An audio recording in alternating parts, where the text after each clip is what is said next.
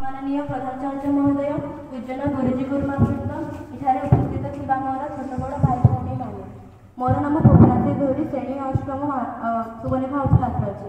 आज ही पवित्र दिवस में मत किसी कहवाई सुजोग मिलता मु निजक धन्यवाद करुच्छे। आज हूँ एप्रिल 1 तारीख, जहाँ प्रति वर्ष सारा ओडिशा रे उत्कल दिवस रूपे पालन कराए। उत्कल जननी पराधीनता फ्रांस तथा विदेशी मानक छंदे छंदी हो रही है। वीर प्रसविनी उत्कल माता थिला पराधीन थिला, किंतु से जो योग्य संतान मानक जन्म देथिला तांको संघर्ष फल आज एप्रिल 1 तारीख दिन से स्वतंत्रार परिचय पाइथिला। जो अग्रणी पुरुष माने निजर आम स्वतंत्रता आनी माटीर प्रत्येक संतान ताकू केबे भी पासरी पारिबे नाही।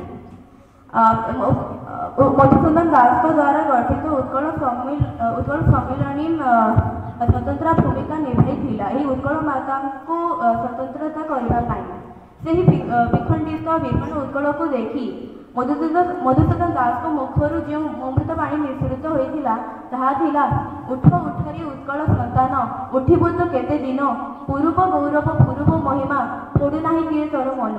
से विखंडित विपन्न उत्कल को देखी मधुसूदन दास को आत्मा कांदी उठिला। ओडिशार एक पूर्ण उभयक परिकल्पना तांकर एक स्वप्न था। से स्वप्न को साकार करने 1903 मसीह उत्कल सम्मिलनी प्रथम आयोजन होता। से 62 जन सदस्य थे।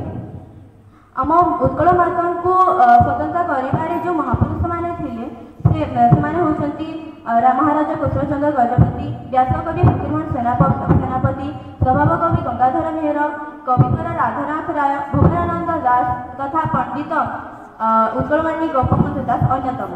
यही दिन आम राज्य बंगाल ठारू अलग हो स्वतंत्र राज्यर मान्यता पाइला। यही दिन सरकारी बेसरकारी अनुष्ठान दिवस को बहुत आडंबर सहित पालन कराए। यह दिवस अवसर में राज्य सरकार अनुमति भुवनेश्वर ठारे चित्ताकर्षक मनोरंजन कार्यक्रम महावीर पुत्र मानक श्रद्धांजलि अर्पण करि एवं ता संगे संगे से वीरपुत्र मानक मन करि। एतिकी कहि मोर वक्तव्य शेष करुछि। धन्यवाद।